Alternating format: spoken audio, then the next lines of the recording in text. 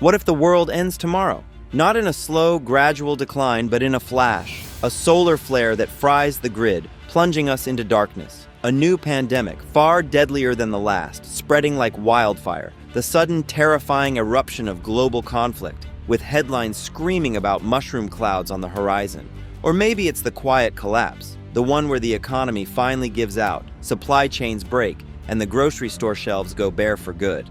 It's a terrifying thought, one we usually push to the back of our minds or entertain ourselves with from the comfort of our living room TV. But some people aren't pushing it away. They're facing it head-on, taking extreme measures to prepare for the unthinkable. They're stockpiling food, learning forgotten skills, and building reinforced safe rooms. They are the modern-day survivalists.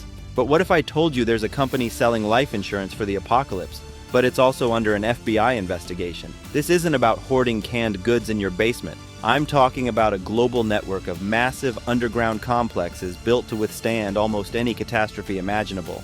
This is VIVOS, and it might just be the most controversial survival company in the world. So, what exactly is VIVOS? At its core, the concept is straightforward and incredibly ambitious.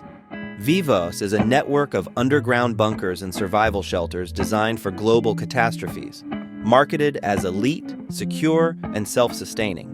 It's not just a hole in the ground, it's a pre-packaged solution for surviving the end of the world as we know it. The company was founded by Robert Vicino, a man who believes a world-altering event isn't a matter of if, but when. His solution is to provide a place where a select community can ride out the storm, no matter how violent it gets. Brilliant. But as we often see, obsessing about an impending apocalypse tends to mess with the mind. The selling points for VIVOS are designed to be impressive. We're talking massive, hardened bunkers, many of which are repurposed military-grade fortresses from the Cold War. These aren't just concrete boxes. They are engineered to withstand nuclear blasts, chemical attacks, and natural disasters. Inside, VIVOS promises everything a community would need to survive for a year or more without any contact with the outside world. This includes vast stockpiles of food and water, advanced air and water filtration systems, and independent power generation. They also market amenities that go beyond mere survival, such as medical and dental areas, hydroponic gardens to grow fresh food, and even recreational spaces like theaters and gyms. For some of their more exclusive locations, you can't just buy your way in. There's a vetting process, an invitation-only model designed to create a community of like-minded, skilled individuals. It's a powerful pitch, turnkey survival for those who can afford it. Oh yeah, they're pretty costly. But more on price in just a moment. Let's take a tour of their most famous facilities, because this is where the scale of their ambition becomes clear. The flagship location is VIVOS X Point, located in the remote plains of South Dakota. This isn't just one bunker, it's a sprawling complex of 575 individual bunkers spread across 18 square miles. The site was formerly the Black Hills Army Base, a massive ordnance depot designed to store bombs and munitions during the Cold War. VIVOS acquired it and is now selling these concrete shells to private owners to customize. The sheer size of X Point makes it the largest private shelter community on Earth, a veritable town built for doomsday. If you've seen the recent Apple TV hit Silo, you know exactly what I'm talking about. Then there's VIVOS Europa 1 in Germany.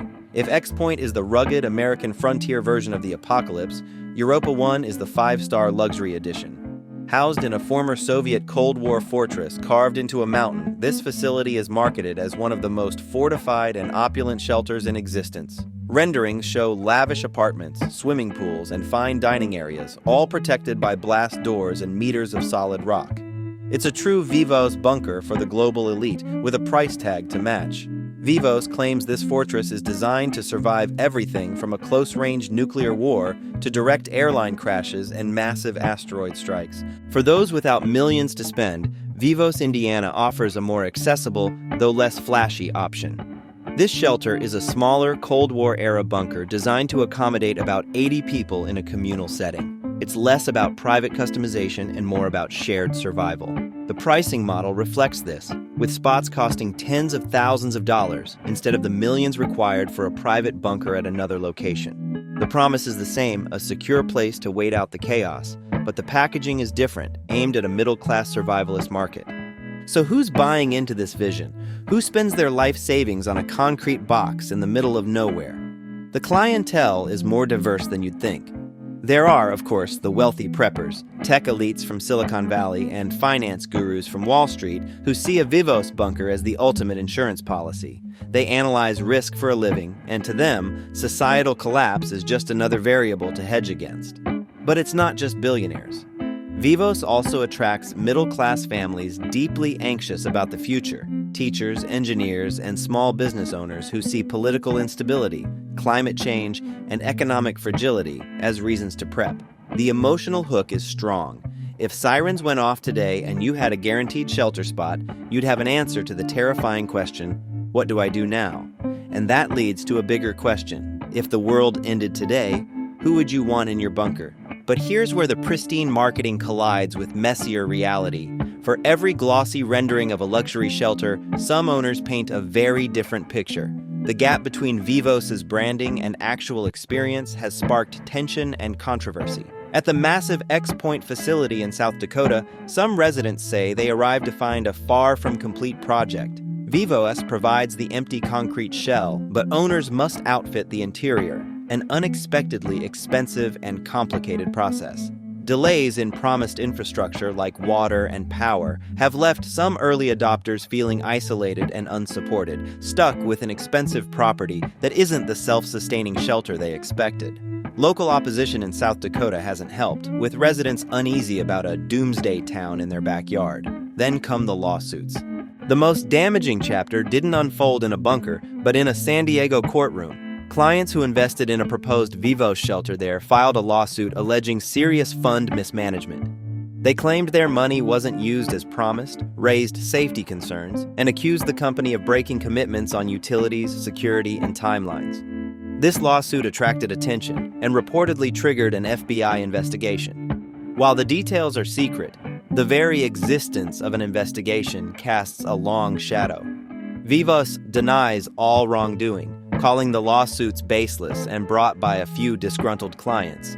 They insist they're delivering on their vision, but the allegations have created a powerful counter-narrative. Is this life insurance for a dangerous world or a legal disaster in the making? Would you be willing to invest?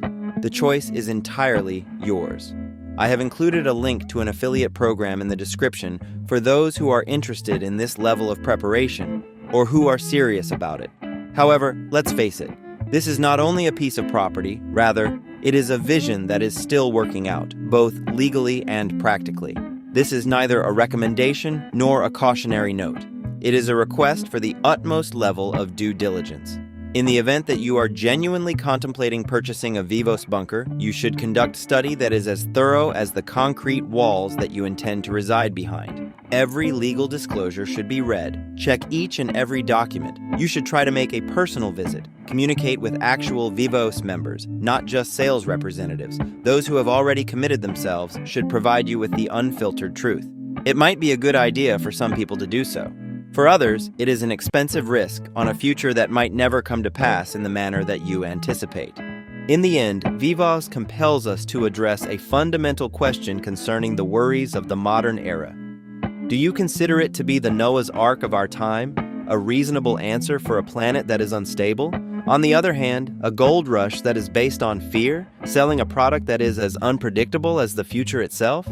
There is only one thing that remains once all of the marketing, lawsuits, and speculation has been removed: uncertainty.